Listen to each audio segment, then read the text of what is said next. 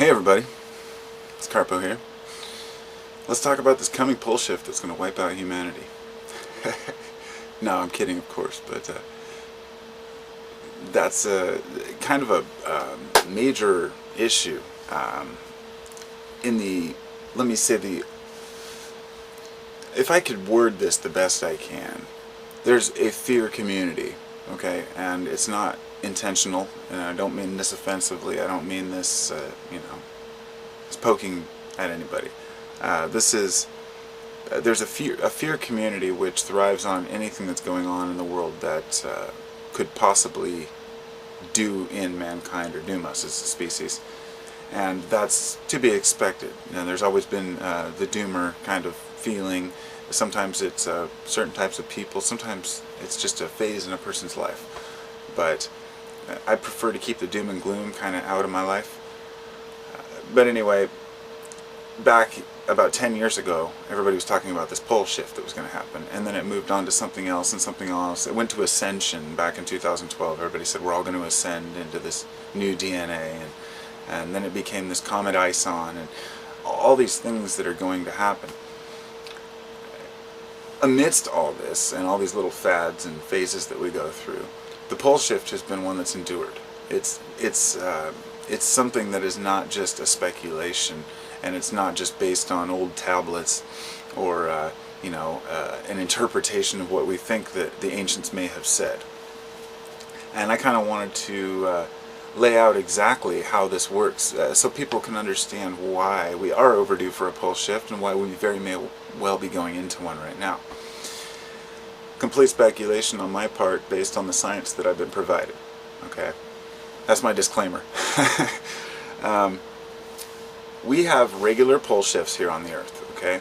Now, through the history they've been able to find, we have one about every 200,000 years, although there has been a period of 780,000 years since we had the last one. So let's just say we're slightly overdue. And I wanted to kind of explain to people how they know this, because I think that it's not merely about seeing lands that once were tropical or seeing places that once were frozen and assuming that those were at the poles. This is a very solid science that's based on research into magnetite, which is magnetite is very responsive to a magnetic field. Magnetite is an element that cools in the rocks as the not an element, sorry, can't think of the word I'm looking for. Anyway, it's a type of stone. We have magnetite in our brains, in our pineal gland, and many animals have it as well, which allows them to navigate, we believe. Somehow we react to the Earth's magnetic field with magnetite. And as lava cools, it arranges itself in these like needles.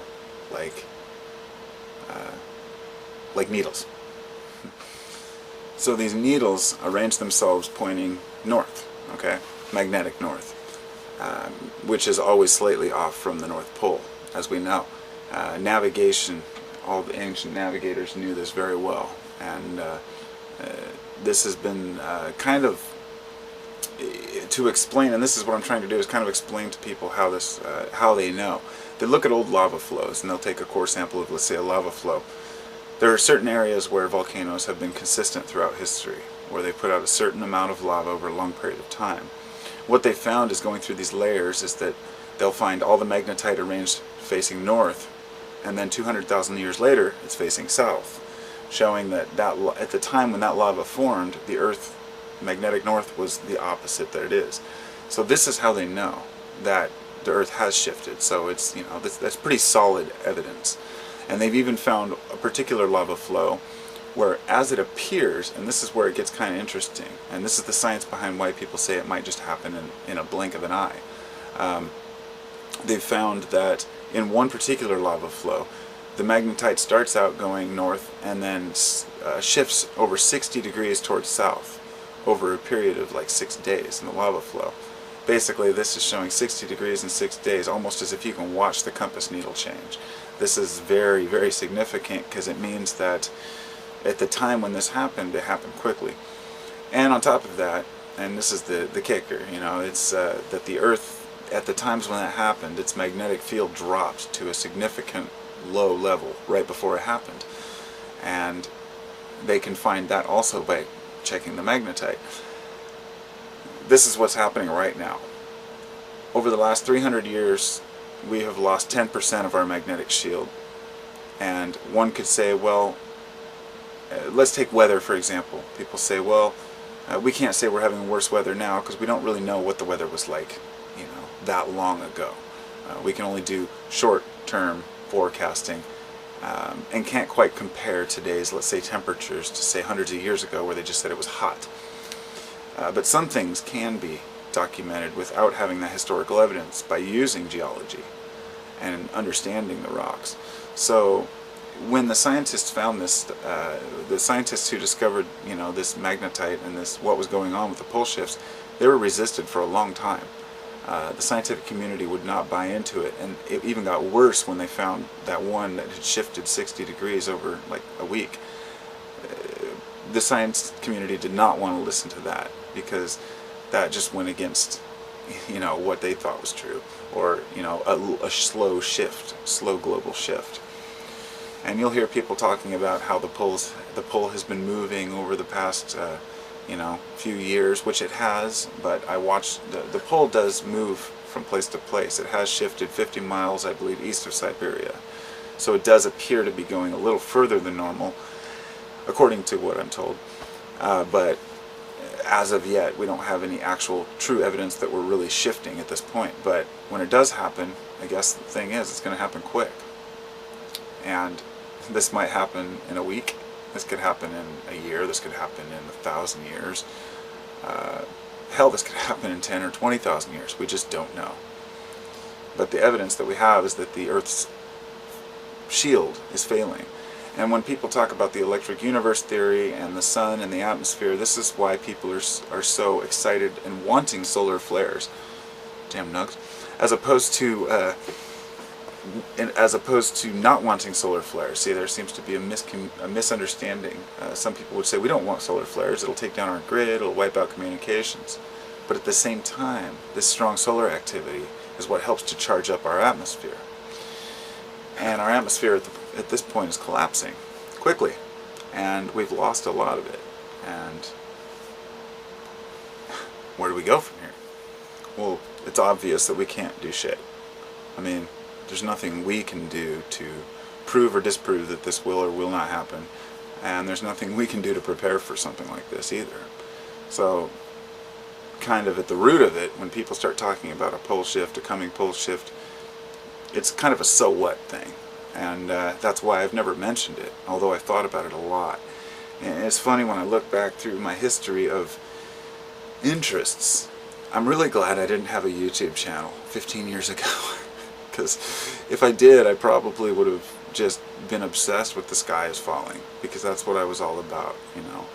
There was always something coming, whether it was a pandemic around the corner, or the end of a, you know, an era, the beginning of a new one, an epoch, an apocalypse, or a prophecy. I was really into Nostradamus, and I started seeing connections and patterns and things that really didn't exist. I started seeing connections I wanted to make, and I'm very fortunate that later I was able to break away from that and not become so obsessed with it. You know, I talked about pole shifts for years, but really what did I have on it? Nothing. Just some scientific jargon, you know, and people fear-mongering is basically what it was. So when I opted out of the fear and looked at it as an awesome event that's going to happen, then, you know, I just kind of forgot about it. So I guess today I was watching a show and they mentioned pole shifts, and I started thinking about it again, and I was like, yeah, it's been a while since I've addressed this idea. I haven't really thought about it in a few years. And the more recent evidence that's come forward with this magnetite didn't exist when I first started learning about this, so it's actually come a long way. You know, let's just put it this way, you know, a pole shift that large would definitely alter some serious land mass, and it would definitely alter a lot of the way we live. And I wouldn't say that all the ancient stories about disasters are related to a pole shift, because scientifically, according to the actual magnetite, that it hasn't happened in 780,000 years. So there may be a long lost story almost a million years ago of man, but for recent times, whatever disaster happened may have been lesser. It very well may have been a slight pull alteration. And here's the thing, we have an anomaly going on right now in the South Atlantic Ocean, where part of the, way down in the bottom of the ocean, the magnetic poles have actually reversed in one area. They've actually swapped directions. If you look at the chart, you can see the blue and the red have switched. This has been going on for a while, but what it does is it basically splits the Earth into multiple poles. This is what we think is going on. It may not be a north and south type deal. This may be a magnetic anomaly that causes auroras throughout the entire world, because if this does happen, and if our shield keeps failing, I would say all of this crap about viruses and hoaxes and New World Order is just bullshit, paling in comparison to what would happen if this happened. Because all of that would be wiped out. If we continue to shrink our atmosphere, we're going to keep losing our ability to fight cosmic rays, and we very well may get to a point where the magnetic field shield actually fails, and that might happen right before the pole reversal. That's the theory, is that as it's happening, the shield gradually weans and then it stops, and then it kind of starts up again. It's like another, I don't know how it works. Scientists don't know how it works. I mean, we're all at the mercy of the same papers and the same research, and there's really very little to go on except what we've learned, for what it's worth. So I really don't think much about it. I really don't give much thought to any of that kind of stuff as far as worldwide disasters, New World Order, or apocalypses or disasters like I used to. It's because I have a life to live, and I can't sit around and worry about it. And I'll tell you, if I could leave on this note, it would be that during the time when I did worry about it, it was a time when I was not prepared.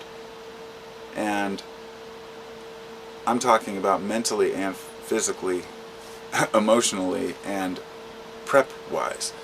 And I went into a prepper phase back in 2010. I was waiting for 2012 and thinking, well, even if nothing happens, somebody might make something happen. And I was in that mindset. And that's why I can relate to people when they talk about these kind of things. When people are like, oh man, the world's coming to an end, everything. I totally relate and understand, because I've been there. And maybe I'm a fool for walking out of it. Maybe I'm ignorant of the fact. Maybe everything really is a hoax. Maybe everything on TV and everything the media says is all a lie. But I can't live that way. You know what I mean? I just can't live thinking that way. I can't live. Maybe the moon's fake. Maybe the sun's fake. Maybe space is fake. Maybe we never landed on the moon. Maybe there's no such thing as the space station. Maybe there's no Earth. Maybe the moon's hollow. I don't know. All of this is just fodder. It doesn't do me any good. And all the years I've spent thinking about it, it never did me any good. It never brought me any resolve or resolution. It just brought more conflict and confusion. But back in my prepper days, about 4 years ago, I got all the dry food I needed, and I got all the water stored up. I mean, I had a huge chunk of my garage taken up with water. I've since kind of realized I live in the Pacific Northwest. If the shit's really that bad, I'll go to the mountains. But I still keep an emergency water thing to fill up in the bathtub. I still have my emergency food. I still have my go bag, and I'm ready to, ready for action, anything that happens. But once I had all that for an emergency, it meant nothing to me without being mentally prepared. And I realized that being mentally prepared means not worrying about things, not arguing about things, not stressing about things that we don't know, not making assumptions about what these elite want to do with us, or assuming that these people have this much power, or and I mean, I hate to bring that in, but it's kind of in the same realm, in that fear-mongering. And the pole shift thing is kind of fallen by the wayside, but you'll hear some of these people talking. There's this one lady that claims she's talking to channeling some entity or something, and she's talking about this coming pole shift in 2012. It's an older video, And I was looking down the comments a while back, a few weeks ago or whatever, and I remember seeing it before 2012, and now seeing it after. It's funny because people are like, so when's this gonna happen? These people seem so serious that the shit's gonna hit the fan next year. And you think back in 1900, everybody was saying that the world's gonna end in 1900. The same thing happened in 1800, 1700, 1600, and 1000, and 100, and well before documented history. So I'm not trying to belittle the fact that the shit is different today. It really is. We're living in a much more volatile world. We've got nuclear weapons and engineered viruses and bacteria, and we've created all these little nooses for ourselves. One of them being electricity, relying on computers. But the ultimate mental preparation is essential. Totally essential. And what that means to each one of you is going to be completely independent of me. And what I've learned over the years with talking and dealing with people is that some people want to live in a state of anger and fear about anything that's going to happen. And some people choose to completely ignore anything that might happen. And I prefer to be in the middle, where I'm aware of anything that could happen, but it's not clouding my judgment. And I know that the feeling that comes with waiting for the shit to hit the fan. But I also know that humans find a way to endure, and I'm a survivor. If this goes down, if anything goes down, whether it's a pole shift or any one of the other millions of things that could possibly happen, I'm a survivor. I will survive. My family will survive, and that's the way I've always felt, and that's the way I've always lived. I love my community, but my family comes first. I'll bar my doors, do whatever I have to do, or get up and go, or leave. But the thing is, I'm mentally prepared to do whatever I need. I have no attachment to this society other than loving my family. So while I'm living the normal life, and I have a house, and I have my records, and my stuff, and my weed, and my toys, and all the things I play with, all of this really means nothing to me because I'm not attached to it. And by not becoming attached to things, and not becoming attached to ideas, and not becoming attached to life itself, or my comfortable life, which it's not that comfortable, I'm just using an example. It's comfortable family-wise, and with I have a lot of love, but I'm not wealthy. I struggle with money, don't we all?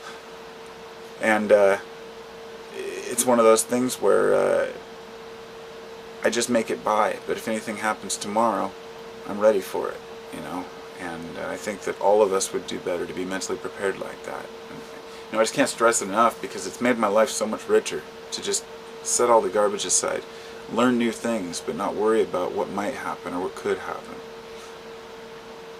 If I hear more than 5 versions of something that might happen or how it's going to happen, then I just walk away from it, because I don't want to dig through.